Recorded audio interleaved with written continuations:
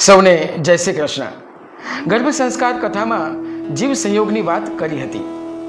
આયુર્વેદમાં એક સૂત્ર છે, શુક્ર શોણિત જીવ સંયોગે તું ખલુ કુક્ષી ગતે ગર્ભ સંજ્ઞા ભવતી.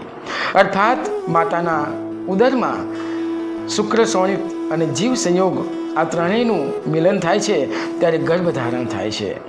આપણે પુરુષ બીજ અને સ્ત્રી બીજને સમજીએ, પરંતુ જીવ સંયોગ કેમ થાય છે તેના વિશે બિલકુલ અજાણ છીએ. માતા દેવકીને કૃષ્ણ કેમ પ્રાપ્ત થયા તેની વિસ્તૃત વાત મેં ગર્ભ સંસ્કાર કથામાં કરી હતી. આ જીવ સંયોગને એક ઉદાહરણ દ્વારા હું આપને સમજાવું. તમારા હાથમાં જો માંસનો ટુકડો હોય તો હિંસક પ્રાણી તમારા તરફ આકર્ષાશે.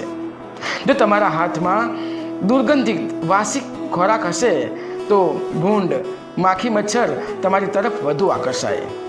જો તમારા હાથમાં સાત્વિક ખોરાક હોય ને તો સાત્વિક પ્રકૃતિના જ પશુ પક્ષી તમારી તરફ આવશે. જો તમારા હાથમાં જો ઘાસચારો હશે ને તો જે શાકાહારી પશુ પક્ષી હોય ને એ તમારી તરફ આવશે. અને જો તમારા હાથમાં રસથી ભરપૂર ફૂલો હશે તો પતંગિયા તમારી તરફ આવશે. અને જો તમારા હાથમાં મોતીચારો હશે ને તો રાજહંસ તમારી તરફ આવશે. અર્થાત આકર્ષણનો સિદ્ધાંત એવું કહે છે કે તમારી તાકાત કેવી છે, તમારી પાસે શું રહેલું છે તે વસ્તુ તમારી તરફ આવતી હોય છે. જીવ સંયોગનું પણ કંઈક આવું છે.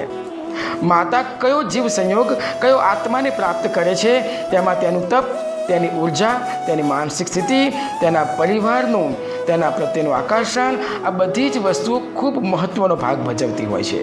અર્થાત ઉત્તમ જીવ સંયોગ આપણે જોઈતો હોય તો તમારે તપશ્ચર્યા કરવી જ પડે છે. આ સમગ્ર પરિવારને આ ખૂબ જ મહત્ત્વની બાબત ધ્યાને રાખવી જોઈએ. તો જીવ સંયોગ માટે આપ ખૂબ ધ્યાન આપશો એવી આપ સૌને શુભકામના. આભાર.